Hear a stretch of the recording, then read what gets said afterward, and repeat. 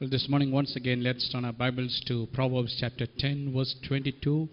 காலவேளையிலே மறுபடியும் நம்ம வேதாகமத்துக்கு திருப்பிக் கொள்வோம். நீதிமொழிகள் 10:22 வசனம். Proverbs 10 chapter 10 verse 22. நீதிமொழிகள் 10:22 வசனம். The blessing of the Lord, it makes one truly rich, and he adds no sorrow to it, neither does toiling increase it. கர்த்தரின் ஆசீர்வாதமே ஐஸ்வரியத்தை தரும், அதனோடு அவர் வேதனையை கூட்டார். You know, we are looking at prosperity, and in the second part of series I'm showing you how God prospers us financially and materially. பொருளாதார ஆசீர்வாதத்தை குறித்து பார்த்து கொண்டு வருகிறோம் செழிப்பை. அதிலே இரண்டாவது பகுதியாகிய தேவன் நம்மை எப்படி ஆசீர்வதிக்கிறார் என்பதை பார்த்து கொண்டு வருகிறோம். Because you should not think that God will do things anyway in every way. ஏனென்றால் நாம் நினைக்க கூடாது பாருங்க, கர்த்தர் எப்படி வேணா எப்பொழுது வேணா ஆசீர்வதிக்கலாம் என்றும். Now God has revealed through his word how he works and how he does things. ஆனால் தேவன் தம்முடைய வழிகளை நம்மை எப்படி ஆசீர்வதிப்பார் என்பதை தன்னுடைய வார்த்தையினாலே வெளிப்படுத்தி வைத்திருக்கிறார் ஏற்கனவே. If God does things anyway in every way, then I tell you there's no meaning for the Bible then. பாருங்கள், தேவன் எப்படி வேணா என்ன மாதிரி வேணாலும் வேலை செஞ்சிருவாரு கொடுத்துருவாருன்னா அப்புறம் வேதாகமம் எதற்கு? The Bible is God's revelation to man. பாருங்கள், வேதாகமம் என்பது தேவனை குறித்த வெளிப்பாடாகும். So you should not have all these ideas that God will do anything anyway. ஆகவே நமக்கு இந்த மாதிரி எண்ணம் இருக்க கூடாது. பாருங்க, தேவன் எப்படி வேணா எந்த விதத்துல வேணா ஆசீர்வதிப்பார் என்றால். You want to understand how God works and how God blesses, then you need to come to his word. தேவன் நம்மை எப்படி ஆசீர்வதிக்கிறார் என்று அறிய வேண்டும் என்றால் நம் தேவனுடைய வார்த்தையிலே தானே வந்து பார்க்க வேண்டும். That is why another word for this is called the manufacturer's manual.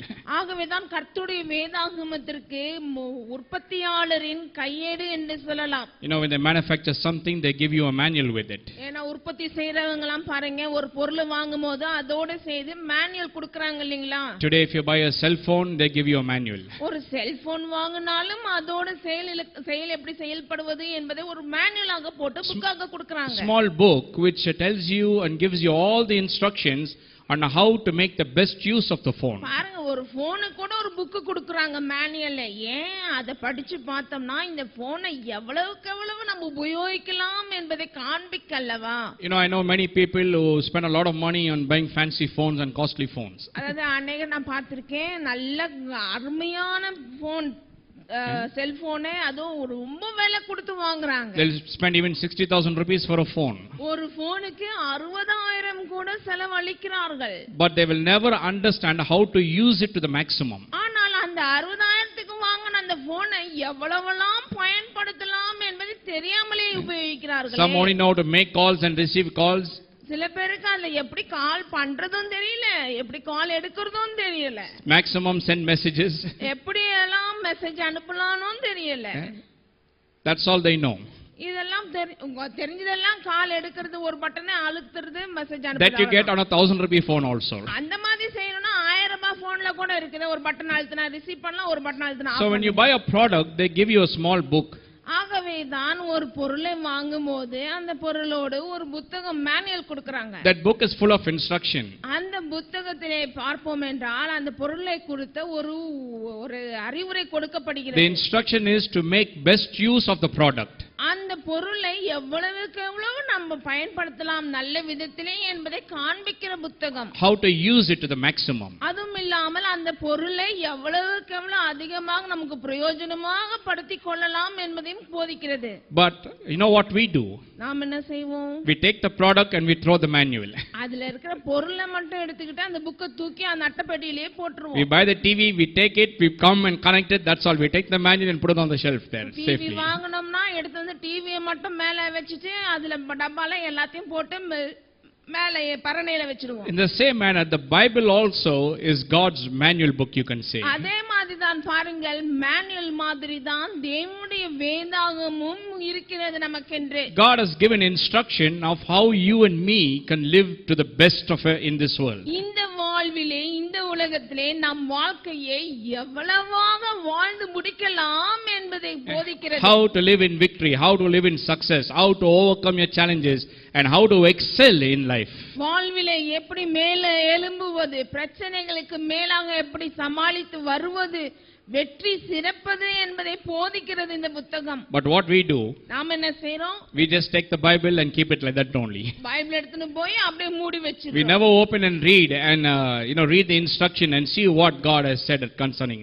life. இந்த நம்ம வாழ்வை குறித்து கர்த்தரானவர் என்ன சொல்லியிருக்கிறார் தேவன், அதுல என்ன பிரச்சனைக்கு என்ன தீர்வு என்று நம்ம பார்க்கிறதுல தொடர்ந்து. So if you want to understand how God works, how God does things, whatever it is, if you want to receive a miracle, if you want healing, if you want salvation, if you want to be blessed financially, everything is revealed through His word. பாருங்கள் தேவன் எப்படி வேலை செய்கிறாரு, அவருடைய திட்டம்லாம் என்ன, ஒரு அற்புதம் வேணும்னா எப்படி பெறுவது, ஒரு சுகம் வேணும்னா எப்படி பெறுவது, ஒரு ஆசீர்வாதத்திலே என்னெல்லாம் பெறுவது என்பதெல்லாம் அறிய வேண்டும் என்றால் அவருடைய புத்தகத்திலே தானே. God works together with the word, not apart from the word. அவர் தன்னுடைய வார்த்தையின்படியினாலே தான் வேலை செய்கிறார் நமக்குள்ளாக. In Genesis chapter 1 verse 1 itself you will see that God works together with the word only. ஆதியாகமம் 1:1 பார்க்கலாம் தேவன் எப்படி தன்னுடைய வார்த்தையினாலே ஒன்று செயல்படுகிறார் என்பதை. So that is why the word is so important, and that is why we have to spend a lot of time understanding the word. ஆகவே தான் நாம் தேவனுடைய வார்த்தையை புரிந்து கொண்டே அந்த வார்த்தையிலே நேரத்தை செலவழிக்க வேண்டியதா இருக்கிறது. So God reveals through His word how He has planned to bless you and me financially and materially. ஆகவே பண விஷயத்திலும் பொருளாதாரத்திலும் தேவன் நம்மை எப்படி ஆசீர்வதிக்கிறார் என்பதையும் நம்ம அவருடைய வார்த்தையை கொண்டு நாம் அறியலாம். But people leave the word and they have their own ideas and philosophies of how God will bless them. ஆனால் ஜனங்க என்ன பண்றோம், நம்ம இந்த கர்த்தருடைய வார்த்தையை விட்டுட்டு எப்படியெல்லாம் செய்வார் என்பதை நம் தத்துவம் என்னெல்லாம் தத்துவத்தை உபயோகிப்பான்லாம் பார்த்துக்கிறோம். நம்ம எப்படியாவது theology. Lot of people believe that. அது எப்படியாவது கர்த்தர் செய்வார். How does God bless you? How will He bless you? எப்படியாவது செய்வார் பாஸ்டர். அப்போ திருடி எடுத்து வந்து கொடுப்பார் உனக்கு. Some people think God will go and rob a bank or plunder a bank, or He'll go to some rich man's house, plunder and bring and come and give it to you. என்ன நினைக்கிறாங்க விசுவாசிங்க, எப்படியாவது அந்த வீட்ல இருக்க பணக்காரங்க வீட்ல இருக்கிற காசு அப்படியே மாத்திடுவார் என் வீட்டுக்கு நினைக்கிறாங்க பாருங்க. God works in particular ways, my friend. பாருங்கள் நண்பர்களே, கர்த்தர் ஒரு சில விதிமுறையின்படி தான் செயல்படுகிறார் நம் வாழ்விலே. So through His word, the word reveals how He blesses you and me financially and materially. ஆகவே பண விஷயத்திலும் பொருளாதாரத்திலும் தேவன் நம்மை எப்படி ஆசீர்வதிக்கிறார் என்பதை தன்னுடைய வார்த்தையிலே வெளிப்படுத்தி வைத்திருக்கிறார் தேவனானவர். I told you in example Deuteronomy 8:18 says that He gives you power to get wealth. உதாரணத்துக்கு பாருங்க, உபாகம் 8:18 கடைசி வார்த்தை என்ன சொல்கிறது? ஐஸ்வரியத்தை சம்பாதிக்கிறதான பலனை கொடுக்கிறவர் நம் கர்த்தர். How does He prosper you financially and materially?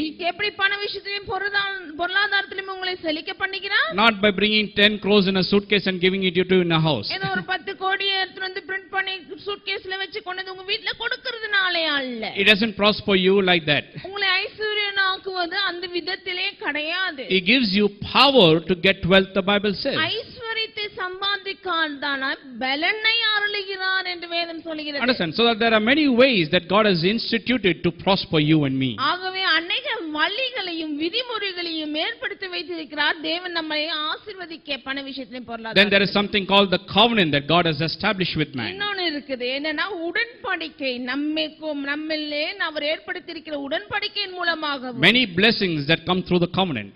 அநேக ஆசீர்வாதங்கள் உடன்படிக்கையின் மூலமாகவும் நம்மிலே வந்து சேர்கிறது. And one of them is financial prosperity. அதிலே ஒரு காரியம் வந்து அடைகிறது நமக்கு என்னவென்றால் பண விஷயத்தில் செழிப்பும் கூட. Then God has instituted laws, spiritual laws to prosper us. தேவனானவர் நம்மை செழிக்க பண்ண ஒரு நியமங்களை, அதாவது ஒரு விதிமுறை கோட்பாடுகளை ஏற்படுத்தி வைத்திருக்கிறார் நம்மை செழிக்க. The law of tithe and offering, the law of sowing and reaping. என்ன விதிமுறை? தசமபாகம், காணிக்கை, விதைப்பு, அறுப்பு என்கிற விதிமுறை எல்லாம் நம் வாழ்க்கைக்கு law of seed time and harvest time. அதாவது விதைக்கின்ற காலமும் அறுக்கின்ற காலமும் ஏற்படுத்தி வைத்திருக்கிறார் நமக்கு. God is not giving a lesson on farming there, on agriculture there. இந்த மாதிரி விதைக்கிறது அறுக்கிறதுன்னு சொல்லும்போது நம்மளுக்கு விவசாயமா கத்து கொடுக்கிறார் கர்த்தர். No, he is using the natural laws, the physical laws of this world to explain the spiritual laws. இல்லையே, உலகத்தில் இருக்கிற காரியங்கள்லாம் எடுத்து நம்மளுக்கு விலக்கி காண்பிக்கிறார் ஆவிக்குரிய காரியங்களை.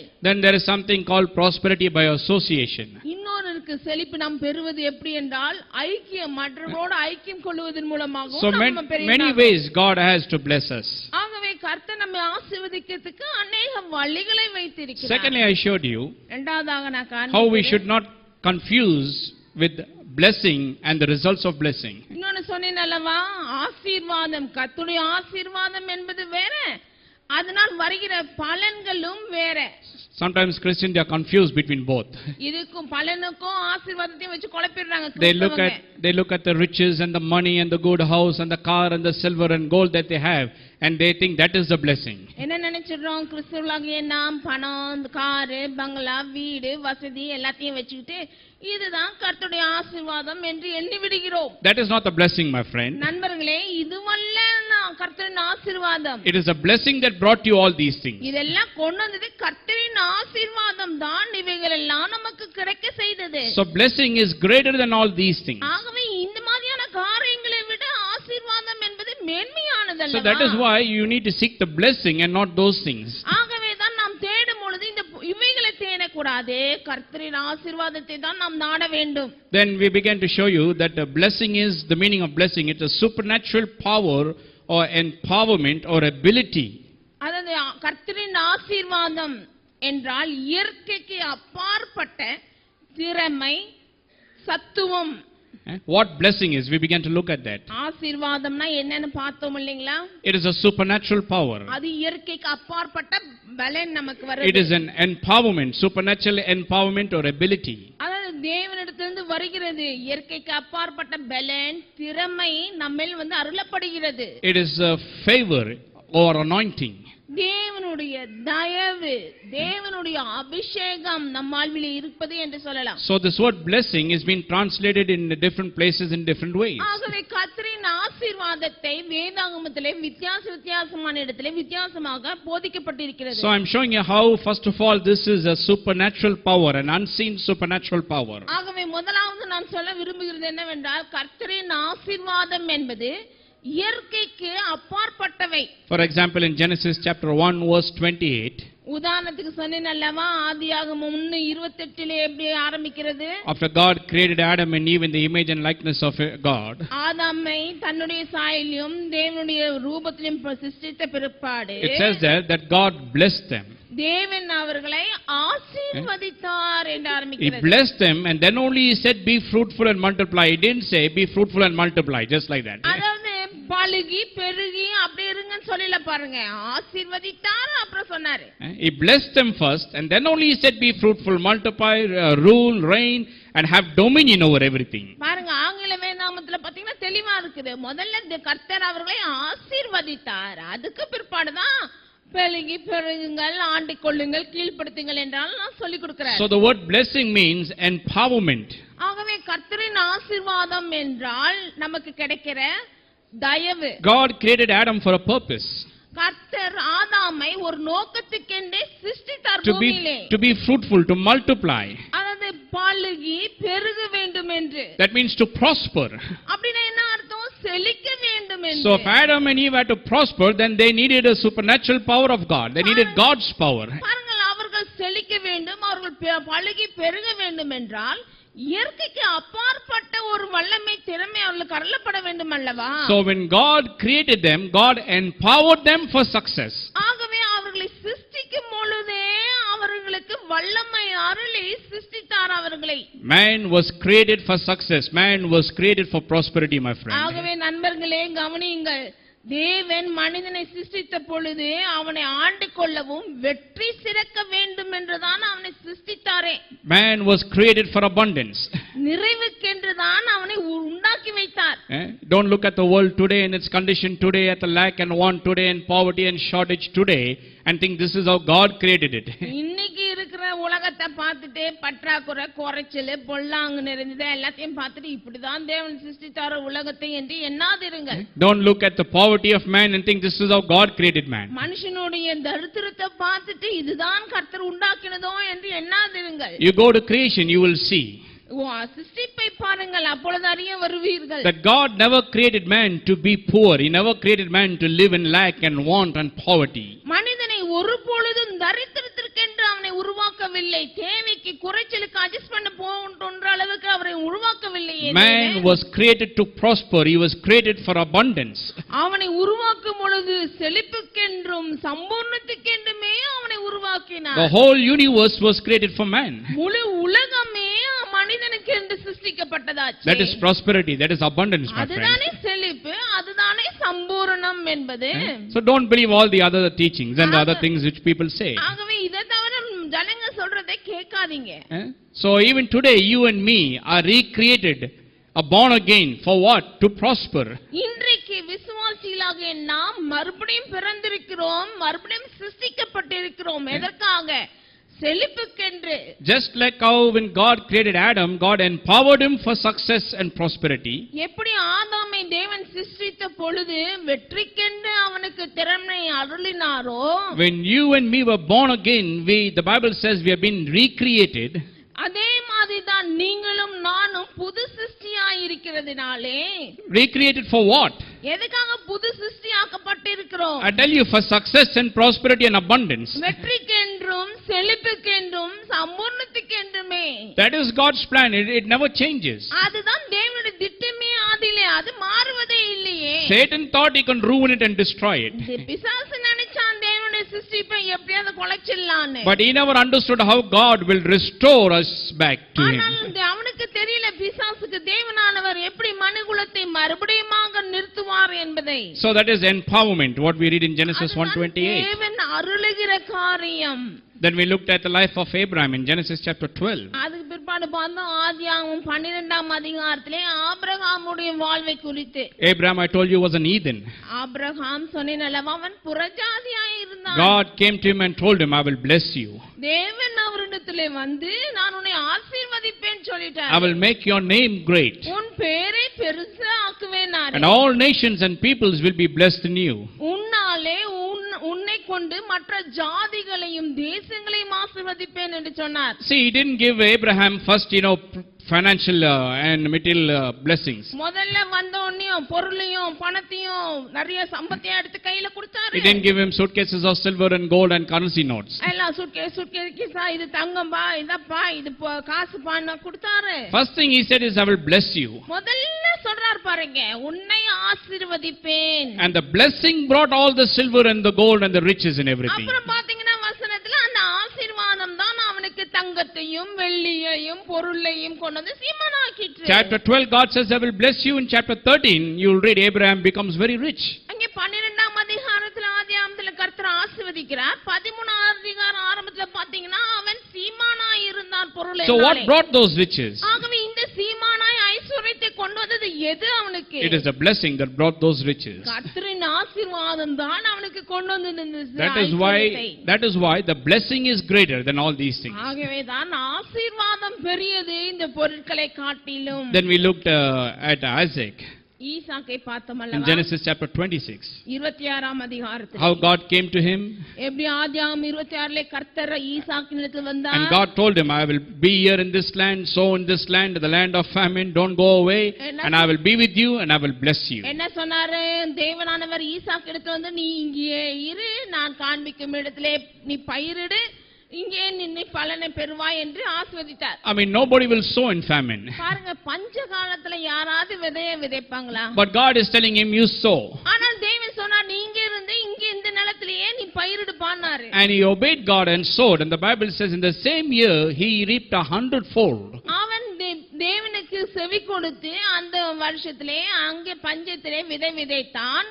கர்த்தர் அவரை ஆசீர்வதித்ததனால 100 மடங்கு பலனை அறுத்தான் என்று வேதம் சொல்கிறது. I began to show you that God blessed him with so much that the Philistines were afraid of him. They envied him. பிற்பாடு பார்க்கிறோம் பாருங்க, கர்த்தர் அவ்வளவாய் அவனை ஆசீர்வதித்ததனாலே பெலிஸ்தியர்கள் அவனை கண்டு பயந்தார்கள் என்று வேதம் சொல்கிறது. He came to survive in this land. இந்த ஊர்ல வந்தான் பழைக்கிறதுக்கு. But here he is blessed and increased in everything, in every aspect. இந்த ஊர்ல வந்து இந்த பஞ்சத்துல இவன் பெருகிட்டான் எல்லாத்துலயும். So they wanted him to leave. They told him to go away from there. பெலிஸ்தியர்கள் அவனை ஆனா துரத்தி விடுறாங்க, நீங்க இருக்காதப்பா, நீ வேற இடத்துக்கு போன்ட்டாங்க. So he left the place and he went and he dug a well there. ஆகவே சரி இவங்க துரத்தி விடுறாங்களே சொல்லிட்டு எல்லாத்தையும் எடுத்துக்கிட்டு போய் ஒரு இடத்துல துறவை, அதாவது கிணறு நோண்டுறான். Immediately they come and say, well, this is our well. உடனே பெலிஸ்தர்களா அவங்க மேய்ப்பர்களா வந்துட்டு சொன்னாங்க, இது எங்க துறவு, நீ தள்ளி போ, இன்னும் போன்ட்டாங்க. He says, take it. சரி எடுத்துக்கோங்கன்னு விட்டுட்டு போய் Goes to the next place, digs a well there again. அங்க போய் அங்கேயும் போய் கிணறு நோண்டினா Water comes up. அங்கேயும் அவனுக்கு நீரூற்று They கிடைக்குது. come there also say, this is also ours. அங்க தண்ணிய பார்த்தா அவங்களும் அங்க வந்து சொல்றாங்க, சண்டை போடுறாங்க, இது எங்களோடது, நீ இதை விட்டுட்டு போ இன்னொன்னு. Take it, he says. சரி எடுத்துக்கோங்க. He goes to another place and digs a well there. இன்னொரு இடத்துக்கு போறான், தள்ளி போய் ஒரு துறவை வெட்டுறான். I mean, there's something about this man that wherever he puts his hand, there is success, there is blessing. இந்த மனுஷன்ல என்னமோ இருக்கிறது, அவன் கையிடுகிறது எல்லாமே வாய்க்கிறது. He is different from the other people. அவன் மற்றவங்களை காட்டிலும் வித்தியாசமானவனாய் இருந்தான். Normally what people say, எது பண்ணாலும் வாய்க்கல brother. This is what the normal talk is. நம்மளோட கிறிஸ்தவங்க சாதாரண பேச்சு எப்படி இருக்கும், எது செஞ்சாலும் ஒண்ணும் வர்றது இல்லைங்க முன்னேறி. Whatever I try, it's not working brother. நான் செய்யறது எல்லாத்துலயுமே எல்லாமே தோல்விதாங்கன்னு சொல்றாங்க. But look at this man. ஆனால் இந்த மனுஷனை பாருங்க, I mean, whatever he does is prospering. அவன் செய்யறது எல்லாமே வாய்க்கிறது. You can take him and put him in the wilderness, he'll dig there and he'll get water there also. மண்ணாந்தரத்துல கொண்டு போய் அவனை அமுச்சு போட்டாலும் அங்க தோண்டாலும் அங்க தண்ணி கிடைக்குது அவனுக்கு. I mean, why is this man exceptional? Why is he different from the others? ஏன் இந்த மனுஷனுக்கு மட்டும் இப்படி எல்லாரும் காட்டிலும் வித்தியாசமா இருக்கிறாரே? Because of God's supernatural power that is upon his life. கர்த்தருடைய ஆசீர்வாதம் இயற்கைக்கு மேலான அருளப்பட்டிருக்கிறது, அந்த வல்லமை அவனுக்கு. He understood that God has commanded a blessing upon the work of his hands. அவர் அறிந்திருந்தான், என்னுடைய கையின் பிரயாசத்திலே தேவன் கட்டளையிட்டு இருக்கிறார் ஆசீர்வாதத்தை என்று. He understood that he was empowered by God to succeed. வாழ்விலே வெற்றி பெற வேண்டும் என்று எனக்கு தேவன் திறமை அருள் இருக்கிறார் என்று அறிந்தவர் ஈசாக்கு. See, when you understand these things, இவைகளில் நாம் அறியும் பொழுது then you can go anywhere and you will prosper. நீங்க எங்க போனாலும் செழிப்பீங்க தானே. Because the blessing is such. ஏனா ஆசீர்வாதம் அப்படிப்பட்டது. God's power is so much. தேவனுடைய வல்லமை அவ்வளவா செயல்படும். Okay, today let's go further. இனி மேற்கொண்டு பார்க்கலாம். Even today it's still the same. இன்னைக்கும் அப்படிதானே. See, most people, if not all, want to succeed in life. கொஞ்சம் பேரை விட்டுருங்க, மற்ற முக்காவாசி பேர் எல்லாருமே வாழ்க்கையில வெற்றி பெறணும் தான் ஆசைப்படுறோம். How many of you want to experience failure? You want to be a failure in life? வாழ்வில யாரா தோல்வி அடையணும்னு விருப்பப்படுறோமா? Anybody wants poverty? யாராருக்கு தரித்திரம் வேணுமா? Anybody wants sickness? யாருக்காவது வியாதி வேணுமா? Anybody likes failure, disappointment? தோல்வி, ஏமாற்றம் விரும்புவோமா? Nobody likes to fail in life, isn't it? வாழ்வில யாருமே தோல்வி அடைய விரும்புகிறதே இல்லை. Whether it is business, family or whatever it is. வியாபாரம்னாலும் சரி, குடும்ப வாழ்க்கை என்றாலும் சரி. Everyone, if not, wants to succeed in life, in every aspect of their life. வாழ்விலே எல்லா பகுதியிலும் நமக்கு வெற்றி தேவை. Nobody likes failure. Nobody wants failure. ஒருத்தருக்கும் தோல்வி தேவையில்லை. So everyone wants to succeed. They want to succeed in their marriage life. எல்லாரும் வெற்றி பெற விரும்புறாங்க. திருமண வாழ்விலே வெற்றி வேணும். They want to be successful in the business. வியாபாரத்துல வெற்றி வேணும். Children want to be successful in studies. பிள்ளைகள்லாம் படிப்புல வெற்றி வேணும்னு இருக்காங்க. People want to be successful in their career. ஜனங்க அவங்கவங்க வேலையில நல்ல திறமையா மேல வரணும்னு விரும்புறாங்க. So almost everyone wants to succeed in every aspect of their life. ஆகவே வாழ்விலே எல்லா பகுதியிலும் ஒவ்வொரு காலகட்டத்திலும் ஜனங்கள் வெற்றியை விரும்புகிறார்கள். So if everyone wants to succeed, then the question is, why is not everyone succeeding? அப்படி விரும்பியும் ஏன் எல்லாரும் வெற்றி பெறாமல் இருக்கிறார்கள்? Even in the Christian world you take. இன்னைக்கும் கிறிஸ்தவ உலகத்தையே எடுத்துக்கோங்க. Everyone wants to, prosper. Everyone wants to be successful. எல்லாரும் நல்ல வசதியா செழிக்கணும், வெற்றி பெறணும் தானே விரும்புறோம். Then the question is, why are they not prosperous? Why are they not successful? ஆனாலும் ஏன் வெற்றி கிடைக்க மாட்டேங்குது? Well, I'll tell you, even though they want to prosper and they want to experience success, the thing is, they don't understand this unseen power that is in them, that propels them and compels them to succeed in life. அதாவது இவ்ளோ வெற்றி செழிப்பெல்லாம் விரும்பியும் ஏன் பெறாம இருக்கிறோம்னா, நம்ம வெற்றி சிறக்க பண்ணுகிற மேலவங்க செய்கிற இந்த வல்லமை ஆசீர்வாதம் தங்கள் வாழ்வில இருக்கிறது என்பதை அறியாதிருக்கிறார்கள். See, except for a few people, most don't understand this unseen supernatural power that is in them to succeed in life. வாழ்விலே நமக்கு ஜெயத்தை அருகில கண்ணுக்கு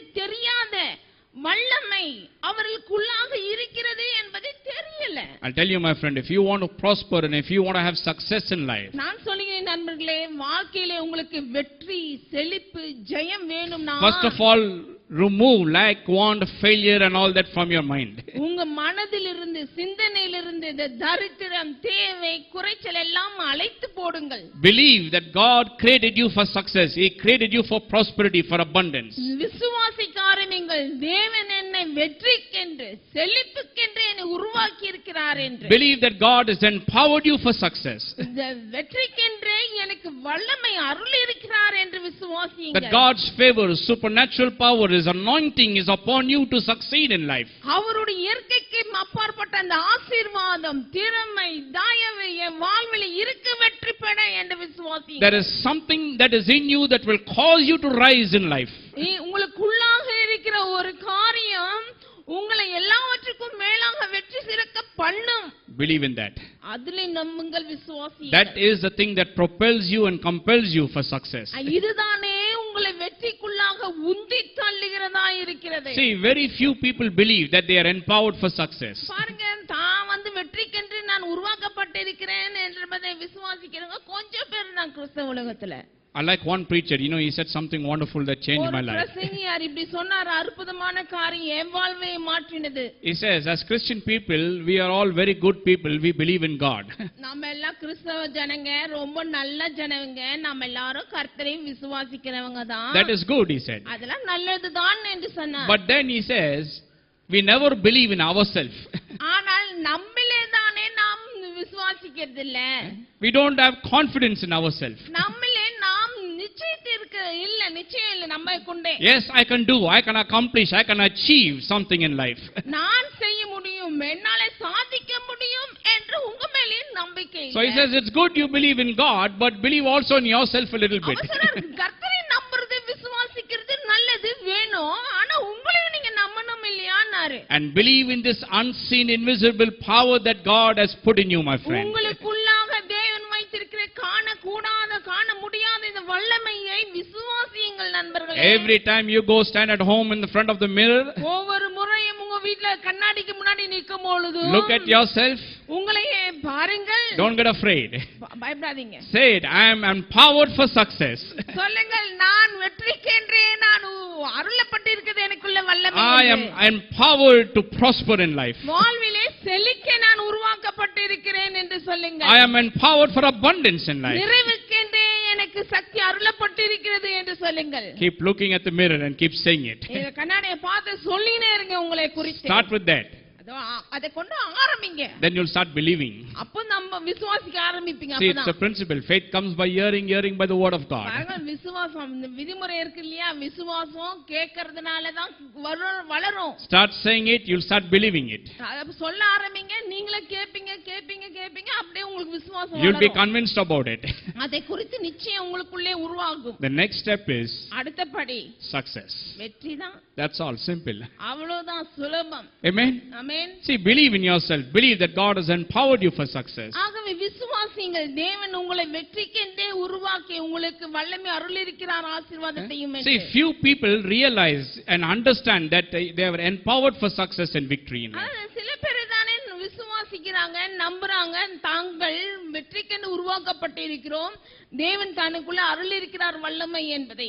This is one major thing that causes you to propel in life. இதுதானே பெரிய காரியம், தேவன் நம்மை மேலே எழும்ப செய்கிற காரியம். It is this that causes you to succeed in every aspect of your life. இதுதானே நம்ம வாழ்விலே எல்லாவற்றிலும் மேல உங்க வெற்றி சிறக்க செய்கிற காரியம். Irrespective of your age, உங்க வயசு கூட பொருட்டல்ல. irrespective of your qualification, உங்களுடைய படிப்பும் இதுல கிடையாது. irrespective of what caste, creed or what your background is. எந்த மாதிரி ஜாதியோ கலரோ என்ன உங்களுக்கு பின்னணியோ அதுவும் இதுல கிடையாது. See, when it comes to prospering and when it comes to succeeding in life and having abundance in life, வாழ்விலே செழிக்கிறது, வெற்றி பெறுவது, சம்பூர்ணம் என்று வரும் பொழுது we have a lot of excuses. அதுல நம்ம எல்லாரும் சாக்கு போக்கு நிறைய சொல்றோம். We have a lot of buts. எல்லாத்துக்கும் அப்படி ஆனால் சொல்லிடுவோம். ஆவலாம் ஆனா ஆகலாம் சொல்றதெல்லாம் கரெக்ட், ஆனா but a lot of buts. எல்லாம் விசுவாசித்து நல்லதெல்லாம் சொல்லிட்டு ஆனா நான் ஆரம்பிச்சிடுறோம். So I tell you, it doesn't matter what your age is, my friend. ஆகவே தான் நண்பர்களே, என்ன வயசுனாலும் பரவாயில்லை. Doesn't matter if you are young or doesn't matter if you are old. நீங்க வயசானாலும் பரவாயில்லை, சின்ன பிள்ளைங்களா இருந்தாலும் சரி. Because some people, already crossed the half century. அதே ஒரு 50 தாண்ட ஒண்ணுமே சில பேரே. You may be thinking I've crossed half century. Crossed half century. சில பேர் சொல்வாங்க நான் 50 வயசு தாண்டிட்டேன். Can I prosper? இனிமேல் எங்க செழிக்க முடியுமா? Half my life is gone. 6 வயசு முடிஞ்சு போச்சு ஆயிலே. I tell you, my friend, age is no limit, age is no bar for prospering. நான் சொல்கிறேன் நண்பர்களே, வயசு செழிப்புக்கு எல்லை கிடையாது. It doesn't matter if you are young or old. வயசானாலும் பரவாயில்லை, சின்னவங்களா இருந்தாலும் பரவாயில்லை. It doesn't matter what your background is. என்ன மாதிரியான பின்னணியில இருந்து நீங்க வந்தாலும் சரிதானே. People say this. சொல்றாங்க பாருங்க இப்படி எல்லாம். அவருக்கு நல்ல பேக்ரவுண்ட் இருக்குங்க. He has a good background, backup. அவரு நல்ல வேற விதமான விதத்துல வளர்க்கப்பட்டாரு, அவருக்கு பின்னணியே வேற. His father's a rich man, his grandfather's a rich man, so he's got background. அவங்க பின்னணியே வேறங்க, அவங்க அப்பா பணக்காரு, தாத்தா அதை விட பணக்கார அந்த காலத்துல இருந்து. நமக்கு எங்க பேக்ரவுண்ட் இருக்கோ? பேக்ரவுண்டே இல்ல. We don't have any background. நமக்கு எங்க பின்னணி இருக்குது நம்ம முன்னேறதுக்குன்னுவாங்க. My father is a poor villager.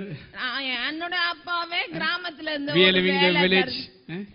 We are living in the village. நாங்களும் கிராமத்துல வாழ்ந்தவங்க. My grandfather was poor, my great grandfather was poor. தாத்தாவும் ஏழை, தாத்தாக்கு அப்பாவும் ஏழையில தான் இருந்தாங்க. பேக்ரவுண்டே ரொம்ப வீக்கா போரா இருக்குது. அப்புறம் எப்படி ப்ராஸ்பர் பண்ண முடியும் தெரியல.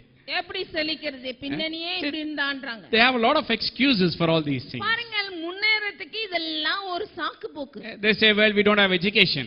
இன்னொருத்தவங்க சொல்வாங்க, எனக்கு படிப்பு இல்லைங்க. Well, I'm not against education. படிப்புக்கு விரோதமா நான் பேசல. I believe that every child of God should excel in studies. எல்லா தேவனுடைய பிள்ளையும் படிப்பிலும் சிறந்திருக்க வேண்டும் தான். But circumstances, it so happens that some people are not so qualified. சிலருடைய வாழ்விலே சூழ்நிலை நிமித்தமாக படிப்பை முடிக்க முடியாமல் போயிருக்கிறது. But it doesn't matter, my friend. ஆனால் நண்பர்களே, அதுவும் பொருட்டல்லவே. Nowhere the Bible says that Jesus said that unless you have an MBA, you can prosper or you can succeed in life. தேவன் வேதத்துல இயேசுவானவரும் நீங்க MBA படிச்சாதான் முன்னேற முடியும் சொல்லி இருக்காங்களா? If Jesus had to say that, அப்படி இயேசுவானவர் சொல்லிட்டு போயிருந்தார்னா, how many of you have an MBA here? Anybody has an MBA? நமக்கு MBA இருக்குது. Anyone has an MBA degree here? யாராவது இருக்கீங்களா MBA படிச்சவங்க? God bless you all. அப்பா கர்த்தர் உங்களை ஆசீர்வதிக்கட்டும். Then all of us are disqualified from blessing. அப்படி MBA படிச்சவங்க தான் நல்லா செழிக்கணும்னா நம்மலாம் ஒண்ணுமே குவாலிஃபை ஆயிருக்க முடியாது. I also don't have an MBA. நான் எனக்கும் MBA கிடையாது. So just imagine if Jesus had to say that unless you have an MBA, you can succeed, you can prosper.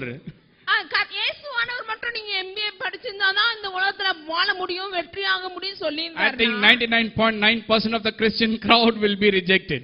99.9% எல்லாம் தோல்வியில தான் இருக்கணும். But the good news is, நற்செய்தி இதுதானே, all these things don't matter, my friend. இது எல்லாமே ஒரு பொருட்டல்ல. Amen.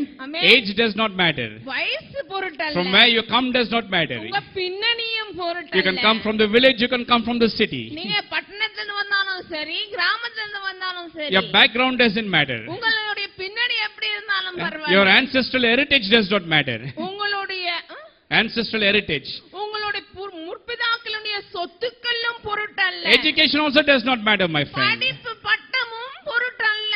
What matters for success is that you get a revelation of this empowerment that is in you. என்ன பொருட்டென்றால் இந்த ஆசீர்வாதம் அருளப்பட்டிருக்கிறதே இதை குறித்த அறிவுதானே.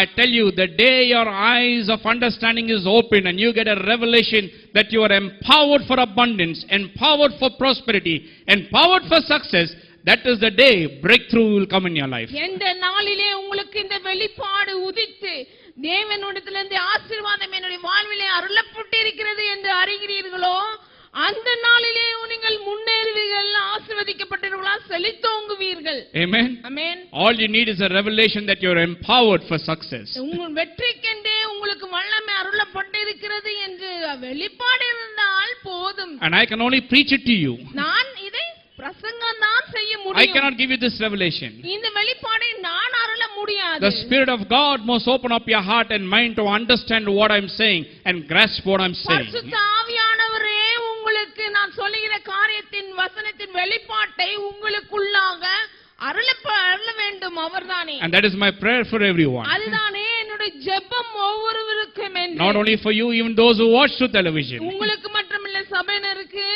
தொலைக்காட்சியிலே பார்க்கிற அனைவருக்கும் என்று The day you understand this truth, the day the Spirit of God opens up this truth to you, that day will be a different day, my இந்த friend. நாளிலே பரிசுத்த ஆவியானவர் இந்த சத்தியத்தை குறித்து வெளிப்பாடு அருளுகிறாரோ அந்த நாளிலிருந்து உங்களுக்கு வெற்றிதானே. So what you need is this, what you need to understand is that you need that you have an empowerment for success. என்ன அறிவு நமக்கு வெளிப்பாடு வேண்டும் என்றால் நாம் ஆசீர்வதிக்கப்பட்டு அருளப்பட்டு இருக்கிறோம் வெற்றிக்கென்று என்பதுதானே. It's the blessing of the Lord upon your life that causes you to prosper. கர்த்தரின் ஆசீர்வாதம் நம் வாழ்விலே இருக்கிறது தானே நம்மை செழிக்க செய்கிறது. So believe in that, don't believe in anything else. அதை நம்புங்கள், விசுவாசிங்கள், வேற எதையும் நம்பாதீங்க. Now what is the opposite of blessing? ஆசீர்வாதத்துடைய எதிர்ப்பதம் என்ன? Opposite of blessing is curse. சாபம். Now what is curse? சாபம்னா என்னதுங்க? See, because I want you to understand what blessing is. I told you blessing is a supernatural power. It's a power, empowerment. அதாவது ஆசீர்வாதம்னா சொன்னேன், இயற்கைக்கு அப்பாற்பட்ட வல்லமை அருளப்பட்டு இருப்பதுதான் ஆசீர்வாதம். Supernatural ability. இயற்கைக்கு அப்பாற்பட்டு இருக்கிற திறமை. It's the grace, the favor, the anointing of God that is upon you. நம்முடைய வாழ்வின் மேல் இருக்கிற தேவனுடைய தயவு, அவருடைய அபிஷேகம் தானே ஆசீர்வாதம். Okay, but what is the opposite of blessing? ஆசீர்வாதத்துக்கு எதிர்மறையா இருப்பது எது? Opposite of blessing is curse. சாபம். Turn with me to Deuteronomy, Deuteronomy chapter 28. உபாகமம் 28க்கு திருப்பிக் கொள்ளுவோம். Oh, sorry, first 30. 30ஆம் அதிகாரம், மன்னிக்கவும். உபாகமம் 30ஆம் அதிகாரத்துக்கு திருப்பிக் கொள்ளுவோம்.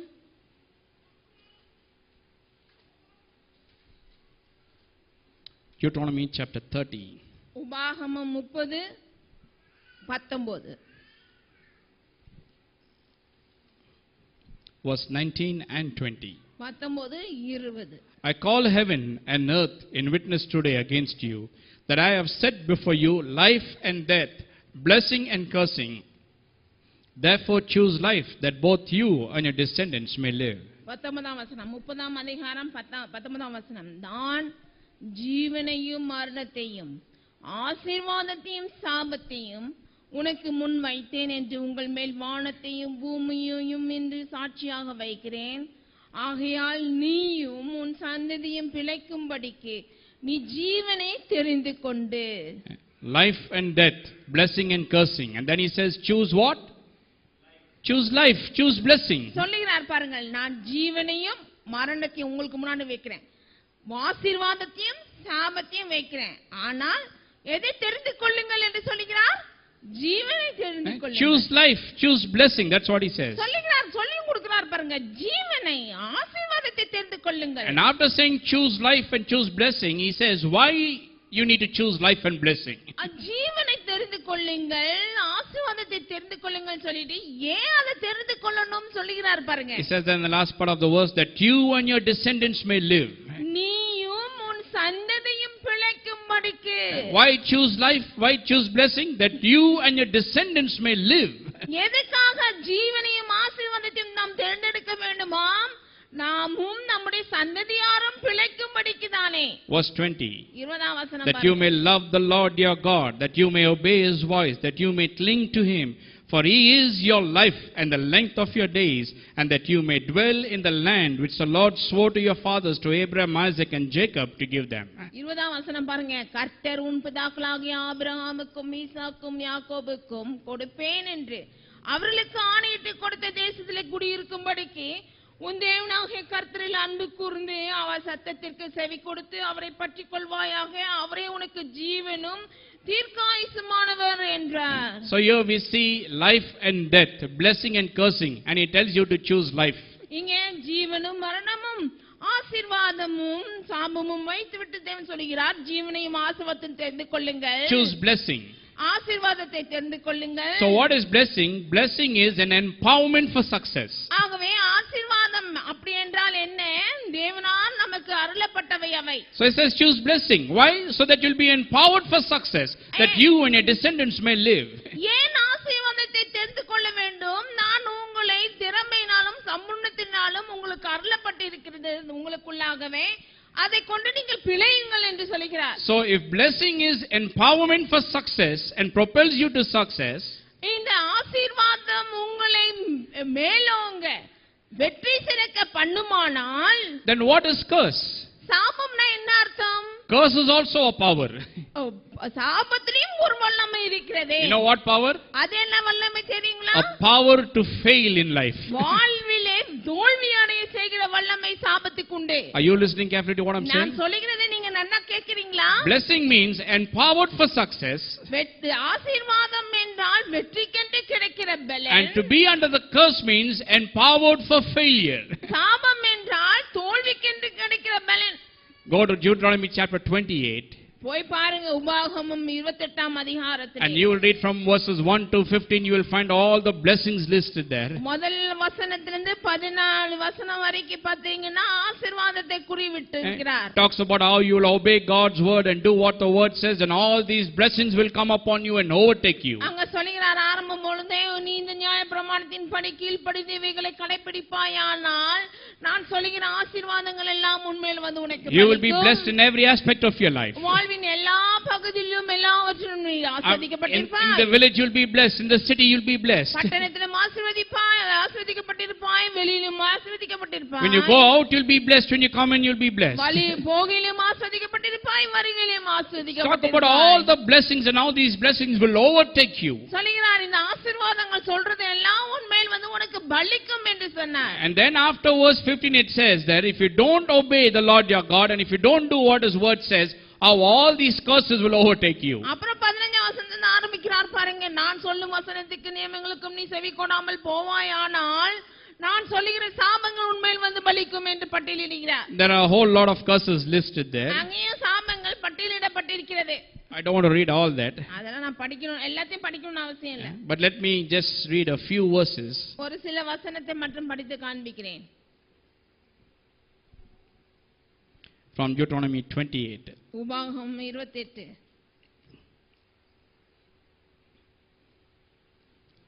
I'll read from verse 29. 29ல இருந்து படிக்கிறேன். 29 to 33. 29ல இருந்து 33 வரை. And you shall grope at noonday as a blind man gropes in darkness, and you shall not prosper in your ways, and you shall be only oppressed and plundered continually, and no one shall save you. சொல்லுகிறது பாருங்கள் 29ஆம் வசனம், குருடன் அந்தகாரத்திலே தடவி திரிகிறது போல நீ பட்ட பகலிலே தடவி கொண்டு திரிவாய், உன் வழிகளில் ஒன்றும் உனக்கு வாய்க்காதே போ, உதவி செய்வார் இல்லாமல் நீ என்னாலும் ஒடுக்கப்படுகிறவனும் பறி கொடுக்கிறவனுமாய் இருப்பாய். Now this comes under the curse list. இது வந்து சாபத்துக்கு கீழாய் வருகிறவை. You'll grope in blindness. குருடனை போல இருப்பாய். Then it says you shall not prosper. அது இல்லாம நீங்க செழிக்க பண்ண மாட்டீங்கன்னு சொல்றார். You shall be oppressed and plundered continually. எப்போதும் ஒடுக்கப்படுகிறவனும் பறி கொடுக்கிறவனுமாய் இருப்பாய். That means as you begin to get a little, somebody will come and take it away from you, or something will take it away from you. கொஞ்சம் நல்லா இருக்குது கிடைக்குதுன்னு பாப்பீங்க, அந்த நேரத்துல யாரோ வந்து உங்ககிட்ட இருக்கிறதெல்லாம் எடுத்துட்டு போயிடுவாங்க. Then you shall betroth the wife, and another man shall lie with her. You shall build a house, but you shall not dwell in it. You shall plant a vineyard, but shall not gather its grapes. பாருங்க 30ஆம் வசனம், பெண்ணை உனக்கு நியமிப்பாய், வேறொரு நாளோடு சயனிப்பான், வீட்டை கட்டுவாய், அதிலே குடியிருக்க மாட்டாய், திராட்சை தோட்டத்தை நாட்டுவாய், அதன் பலனை அனுபவிக்க மாட்டாய். Your ox shall be slaughtered before your eyes, but you shall not eat of it. Your donkeys shall be violently taken away before you, and you shall not be restored to you. Your sheep shall be given to you, shall be given to your enemies, and you shall have no one to rescue them. 31ஆம் வசனம், உன் மாடுகள் உன் கண்களுக்கு முன்பாக அடிக்கப்படும், நீ அதில் ஒன்றும் புசிப்பதில்லை, உன் கழுதை உனக்கு முன்பாக கொள்ளையிட்டு கொண்டு போகப்பட்டு உனக்கு திரும்ப அகப்படாமல் போம், உன் ஆடுகள் உன் சத்துருக்களுக்கு கொடுக்கப்படும், விடுவிப்பார் ஒருவரும் உனக்கு இல்லாதிருப்பார்கள். Your sons and your daughters shall be given to another people, and your eyes shall look and fall with longing for them all day long, and there shall be no strength in your hand. குமாரரும் உன் குமார்த்திகளும் அந்நிய ஜனங்களுக்கு ஒப்புக் கொடுக்கப்படுவார்கள், அவர்களை காண உன் கண்கள் நாடோறும் பார்த்து பூத்து போம், உன் கையில் பலன் இல்லாதிருக்கும். A nation whom you have not known shall eat the fruit of your land and produce of your labor, and you shall be only oppressed and crushed உன் continually. நிலத்தின் கனியையும் உன் பிரயாசத்தின் எல்லா பலனையும் நீ அறியாத ஜனங்கள் புசிப்பார்கள். நீ சகல நாளும் ஒடுக்கப்பட்டும் நொறுக்கப்பட்டும் இருப்பாய். What is it talking about? எதை குறித்து பேசுகிறது? It's talking about the curse. What is the curse? Curse is a power to fail and power to fail. சாபத்தை குறித்து பேசுகிறது. அந்த சாபம்னா என்ன? தோல்வி அடைய செய்கிற வல்லமையாகும். What is blessing?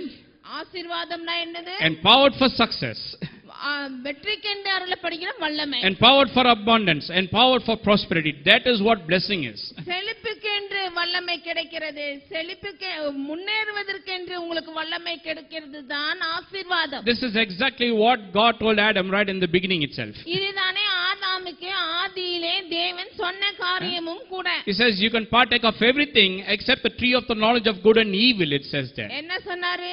நீ எல்லா கனியும் பூசிக்கலாம், இந்த மரத்தின் நன்மை தீமை அறிகிற கனியை மட்டும் பூசிக்க வேண்டாம். What will happen if you partake of the tree of the knowledge of good and evil? இந்த நன்மை தீமை அறிகிற கனியை பூசித்தால் என்ன ஆகும்? Well, you will be empowered for failure. நீ சாபத்துக்கென்று வல்லமை பெறுவாய். That is what brought the curse, my friend. அதுதானே அவர்களுக்கு சாபத்தை உருவாக்கினது. That is what brought lack and want into this world. That is what brought sin into this world. அதுதானே இவர்களை தேவையிலும் குறைச்சலும் தரித்திரத்திலும் வியாதியிலும் கொண்டு போய் நிறுத்தினது. If Adam only had to choose the tree of life, he would have been empowered for success. Success would have been belonged to him. He would have enjoyed it. ஜீவன் கனியை தெரிந்தெடுத்திருப்பான் என்றால் அவன் வெற்றிக்கென்று வாழக்கூடிய வல்லமை உடையவனாய் இருந்திருப்பானே. Sin would never enter this world. பாவம் உலகத்திலே வந்திருக்காதே. No lack, no poverty, no sickness, no disease, no evil, nothing.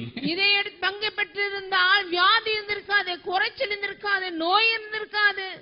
That is exactly what God told in the beginning. அவனுக்கு அதுதானே ஆதியிலே தேவன் சொல்லி கொடுத்தாரு. So what is curse? It is an empowerment for failure. சாபம்னா என்ன? தோல்விக்கென்று அருளப்படுகிற வல்லமை. What is blessing?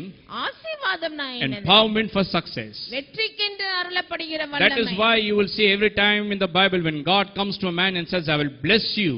ஆகவே நான் பார்க்கலாம் பாருங்க, வேதாகமத்திலே எல்லா நேரத்திலும் தேவன் மனுஷனுக்கு வரும்போதெல்லாம் அவனை ஆசீர்வதித்தாரே என்று ஆரம்பிக்கிறது. It means God is empowering you with a supernatural power to succeed in life, to prosper in life. அப்படி என்றால் என்ன தெரியுங்களா? தேவனானவர் வந்து உங்களுக்கு வெற்றி சிறக்குகிற சம்பூர்ணம் அருளுகிற வல்லமை உங்களுக்கு அருளுவதுதான் என்று அர்த்தம். It is this blessing, it is this empowerment that makes you fruitful and causes you to abound and prosper in life. இந்த ஆசீர்வாதம், இந்த அருளப்பட்ட திறமை வல்லமை தானே உங்களை செழிக்க பண்ணுகிறது, மேலோங்க செய்கிறது. I tell you, without the blessing of God upon your work or the work of your hands or on your labor, கர்த்தருடைய ஆசீர்வாதம் உங்கள் கையிட்டு செய்கிற வேலையிலும் வியாபாரத்திலும் இல்லை என்றால், no matter how diligent we may be in our work, no matter how hard we may work, நீங்க வேலையில எவ்வளவு கவனமா இருந்து எவ்வளவு திறமையா நீங்க வேலை செஞ்சாலும், if God's blessing is not upon us, then life will be very hard for you and me, my friend. ஆசீர்வாதம் அதுல இல்லன்னா உங்க வாழ்வு கடினமாகிவிடும்.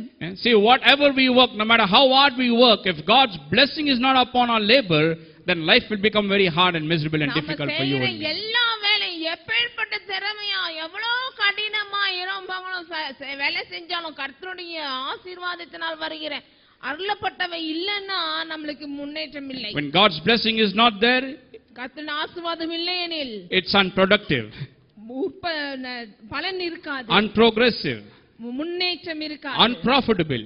அவை லாபத்துக்குரியதாய் இருக்காது. You will see a lot of people saying, well, I earn a lot of money, I put it in my pockets, but it's like on a hole there. I put it here, I don't know where it goes. அநேக சொல்றாங்களே, நான் அவ்வளவு சம்பாதிக்கிறேங்க, ஆனாலும் ஓட்டை இருக்கிற packet மாதிரி எல்லாம் போயிட்டு இருக்குதுன்றாங்களே. இப்படி வருது, இந்த கையில இப்படி போயிடுது, தங்க மாட்டேங்குது. It's not staying. It comes like this and it goes faster than it comes. இப்படி வருதுங்க, இப்படி போயிடுதுங்க, எந்த வேகத்துல வருதோ அந்த வேகத்துல போயிடுதுங்கன்றாங்களே. That is what happens when the blessing of God is not upon our labor and upon the work of our hands. நம்முடைய கையிட்டு செய்கிற காரியத்திலும் வேலையிலும் கர்த்தருடைய ஆசீர்வாதம் தங்கலனா அப்படிதான் ஏற்படும். It is this blessing that is upon you and me that makes the difference in our lives, my friend. இதுதானே, இந்த ஆசீர்வாதம் தானே உங்கள் மேலும் என் மேலும் இருக்கிற ஆசீர்வாதம் தானே நம்மளை வித்தியாசமுள்ளவர்களாக மாற்றுகிறது. It is this empowerment that makes us or gives us the ability to really be fruitful in life.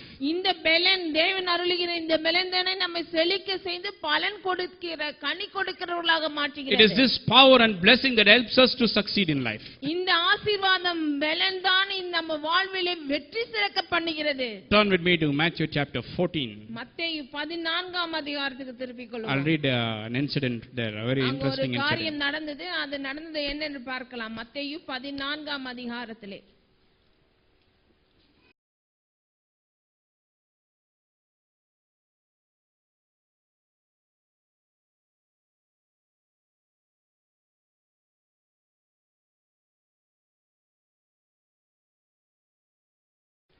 The story is actually from verse 13 to, it goes up right up to 21. இந்த ஒரு நடந்த The ஒரு incident. காரியம் மத்தேயு 14 அதிகாரத்திலே 13ஆம் வசனத்திலிருந்து நடக்குது பாருங்க. Verse 13, when Jesus heard it, he departed from there by a boat to the other side of the place by himself. While the multitudes heard it, they followed him on foot from the cities. 13ஆம் வசனம் 14ஆம் அதிகாரத்திலே. இயேசு அதை கேட்டு அவ்விடத்தை விட்டு படவில் ஏறி வனாந்தரமான ஓரிடத்திற்கு தனியே போனார். ஜனங்கள் அதை கேள்விப்பட்டு பட்டணங்களில் இருந்து கால்நடையாய் அவரிடத்திற்கு போனார்கள். And when Jesus went out, he saw a great multitude, and he was moved with compassion for them and healed their sick. இயேசு வந்து திரளான ஜனங்களை கண்டு அவர்கள் மேல் மனதுருகி அவர்கள் வியாதியஸ்தர்களாய் இருந்தவர்களை சுஸ்தமாக்கினார். And when it was evening, it was a deserted place, and it was already late. So he said, when it was evening, his disciples came to him and saying, it is a deserted place, and the hour is already late. So send the multitude away, that they may go into the villages and buy themselves food. சாயங்காலமான போது அவருடைய சீஷர்கள் அவருக்கு வந்து இது வனாந்தரமான இடம், நேரமும் ஆயிற்று. ஜனங்கள் கிராமங்களுக்கு போய் தங்களுக்கு போஜன பதார்த்தங்களை கொள்ளும்படி அவர்களை அனுப்பிவிட வேண்டும் என்றார்கள். But Jesus said to them, they do not need to go away, and you give them something to eat. இயேசு அவர்களை நோக்கி அவர்கள் போக வேண்டுவதில்லை, நீங்களே அவர்களுக்கு போஜனம் கொடுங்கள் என்றார். And they said to him, we have only 5 loaves and 2 fishes. அதற்கு அவர்கள் இங்கே எங்களிடத்தில் 5 அப்பமும் 2 மீன்களும் அல்லாமல் வேறு ஒன்றும் இல்லை And என்றார்கள். he said, bring them to me. 18ஆம் வசனம் அவைகளை என்னிடத்தில் கொண்டு வாருங்கள் Then என்றார். he commanded the multitudes to sit down on the grass, and he took the 5 loaves and the 2 fish, and looking up to heaven, he blessed it, broke it, and gave the loaves to the disciples, and the disciples gave it to the multitudes. 19ஆம் வசனம் அப்பொழுது அவர் ஜனங்களை புல்லின் மேல் பந்தி இருக்க கட்டளையிட்டு அந்த 5 அப்பங்களையும் அந்த 2 மீன்களையும் எடுத்து வானத்தை அண்ணாந்து பார்த்து ஆசீர்வதித்து அப்பங்களை பிட்டு சீஷர்களுக்கு கொடுத்தார். சீஷர்கள் ஜனங்களுக்கு கொடுத்தார்கள். So they all ate and were filled, and they took up 12 baskets full of fragments that remained. எல்லாரும் சாப்பிட்டு திருப்தி அடைந்தார்கள். மீதியான துணிக்கைகளை 12 கூடை நிறைய எடுத்தார்கள். Now those who were eaten were about 5,000 men, besides women and children. ஸ்திரீகளும் பிள்ளைகளும் தவிர சாப்பிட்ட புருஷர்கள் ஏறக்குறைய 5000 பேராய் இருந்தார்கள். How many people? எவ்வளவு பேருங்க? 5,000 only men, besides the women and children. ஸ்திரீகளும் பிள்ளைகளும் தவிர வெறும் எண்ணிக்கையில புருஷர்களை மட்டும் எண்ணினதுல ஏறக்குறைய 5000 So பேர். after preaching, he began to heal people. It became very late. பாருங்க, பிரசங்கித்த பிறகு अनेक வியாதியஸ்தர்களை கொண்டு வந்தாங்க. அவங்க எல்லாம் சுத்தமாக்குனாரு. சாயங்காலம் லேட் ஆயிடுச்சு. Disciples come, they are very smart. They say send them away. சீஷர்கள் ரொம்ப புத்திசாலி. பாருங்க, வந்து சொல்றாங்க, ஆண்டவரே இவங்க எல்லாம் சாயங்காலம் ஆச்சு, இருட்டாயிச்சு, இவங்க எல்லாம் அம்ச்சிடுங்க வீட்டுக்கு போட்டோம். They have to go very far. எல்லாரும் இந்த வனாந்தரத்துல இருந்து ரொம்ப தூரம் போனோம் உங்க வீட்டுக்கு. So they can go and buy food and eat there. If not, the shops will close down there also. அம்ச்சுட்டாதான் அவங்க அங்க கடையில போய் வாங்கி சாப்பிட முடியல, நேரம் ஆயிடும். So he says, no, we can't send them away. Give them something to eat. அதுக்கு இயேசுவானவர் சொன்னாரு, இல்ல அப்படியே போக வைக்க முடியாது, அவங்களுக்கு சாப்பாடுறதுக்கு கொடுங்க, போஜனம் கொடுங்க Now என்றார். such a big crowd, and they say we have only 5 loaves and 2 fishes. அதற்கு அவர்கள் இங்கே 5 அப்பமும் 2 மீன்களையும் தவிர வேற ஒன்றும் இல்லை என்றார்கள். And then he says it doesn't matter. He says make the people sit down there in the grass in groups. சரியா, பரவாயில்லை, எல்லாரையும் ஜனங்கள் எல்லாம் உட்கார வை, பந்தி இருக்க செய்யினாரு. And then he takes that little that he has. See, I want to show you a principle here. இங்க ஒரு காரியத்தை, ஒரு விதிமுறையை, ஒரு வழியை ஏற்படுத்தினதை காண்பிக்க விரும்புகிறேன் பாருங்க. What Jesus is teaching here, இங்க என்ன சொல்லி கொடுக்கிறார் இயேசு? Jesus is demonstrating, he's giving a practical demonstration of how when his blessing is on something, even little becomes much and abundant. ஒரு காரியத்தை காரியத்தை ஜனங்களுக்கு சீஷர்களுக்கு சொல்லி கொடுக்கிறார். ஒரு காரியத்தை செய்து காண்பிக்கிறார் எப்படி ஆகும் என்ற காரியத்தை. See, even the little that you have. உங்ககிட்ட இருக்கிற கொஞ்சம் கூட.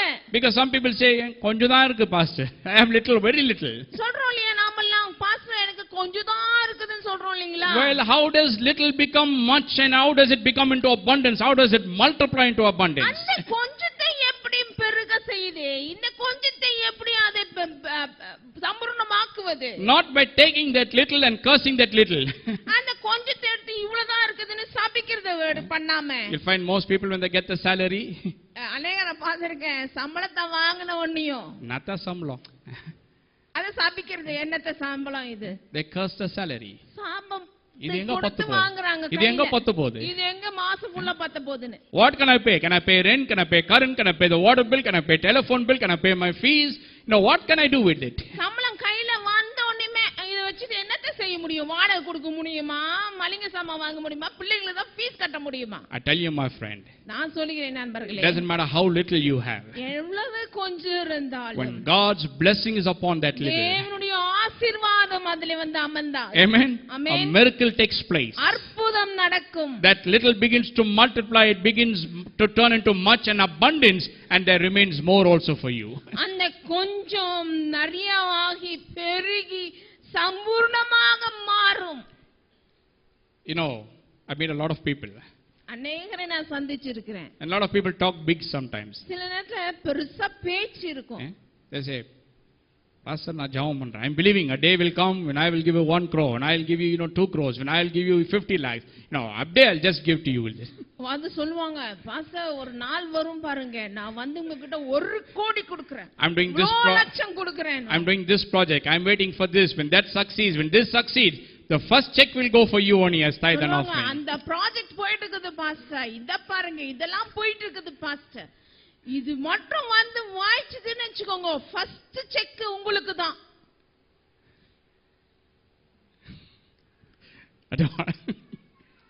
You know what I'm getting at. நீங்க நான் என்ன சொல்ல வரேன்னு புரிஞ்சிக்கிட்டா. The thing is, when they have little, they don't want to give that.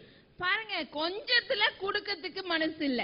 Because they think, I only have little and this little can't meet my needs. என்ன நினைக்கிறாங்க, இந்த கொஞ்சம் இருக்குது, இது என் தேவையே சந்திக்காது. Not sufficient for my bills. என்னுடைய பில்லுக்கு போதாதது இது. So their thing is, when I get lot, then I'll give. அப்ப அவங்களோட எண்ணம் எப்படின்னா, நான் நிறைய வந்துச்சுன்னா கொடுப்பேன். Well, the Bible says, when you're faithful in little, then only you'll be faithful in much. இல்ல, வேதம் என்ன போதிக்கிறது? கொஞ்சத்திலே உண்மையா இருந்தால் அதிகத்திலே நிறைவிலே உங்களை அதிகாரியா வைப்பார். If you can't give little, then how are you going to give much? சின்னதிலேயே உண்மை இல்லனா நீங்க எப்போது பெருகுவீங்க? I have a lot of experience. நிறைய அனுபவம் இருக்குது. And I'm a great psychologist also. அதுலமே நான் ரொம்ப மன தத்துவமும் படித்த மாதிரி தான் எனக்கு But the principle is this. காரியம் இதுதான். See, Jesus is giving a practical demonstration. இயேசுவானவர் ஒரு காரியத்தை சீஷர்களுக்கு செய்து காண்பிக்கிறார். Of what can happen in the very little that you have. உங்ககிட்ட இருக்கிற இந்த கொஞ்சத்துக்கு என்ன ஆகும் என்பதை. Now you don't have to tell God what you are earning is little, not sufficient. He knows it better.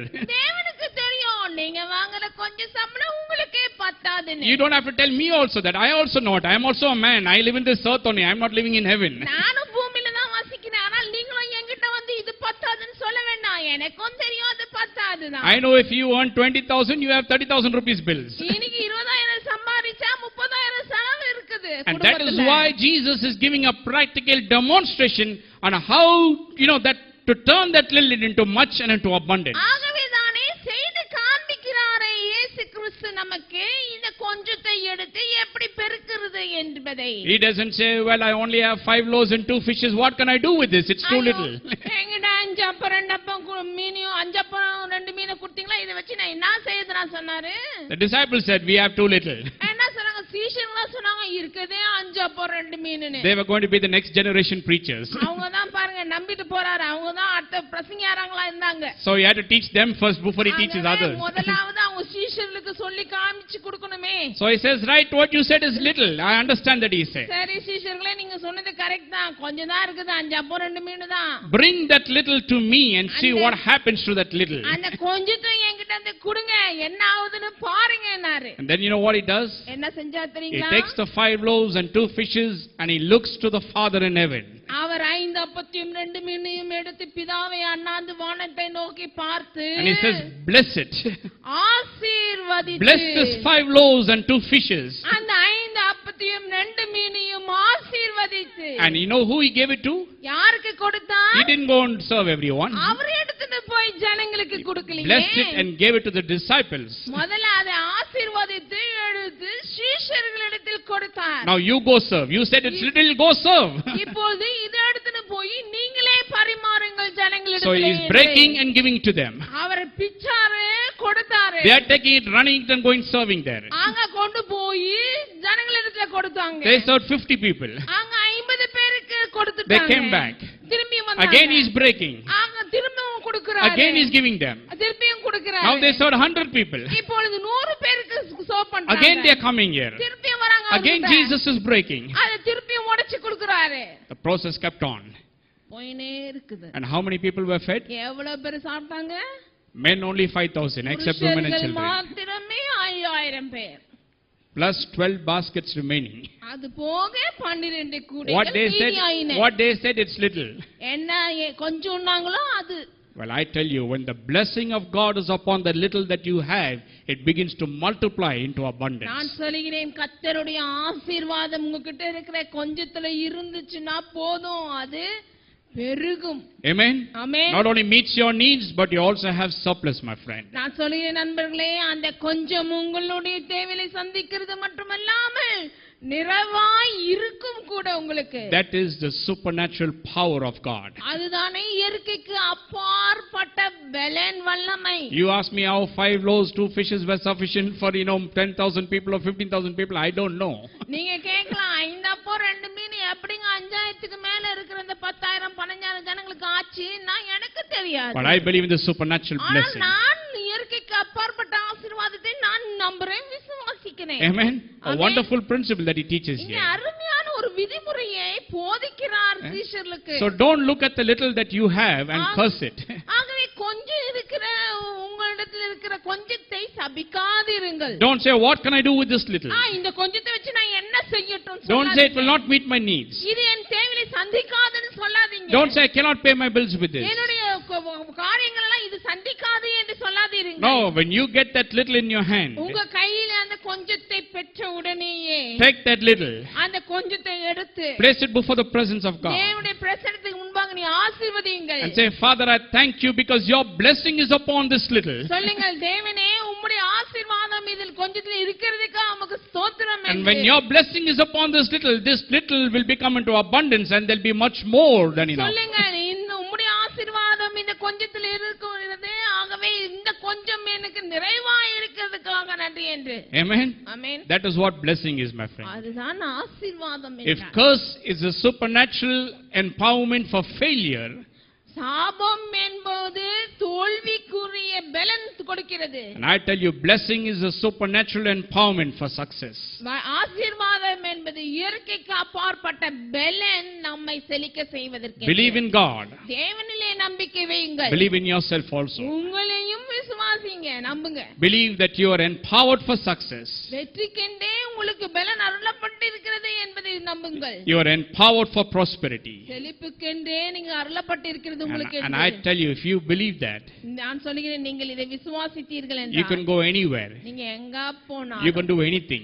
எதை செய்தாலும் You will prosper. நீங்கள் செழிப்பீங்க. You will be the head. நீங்க தான் தலையா இருப்பீங்க.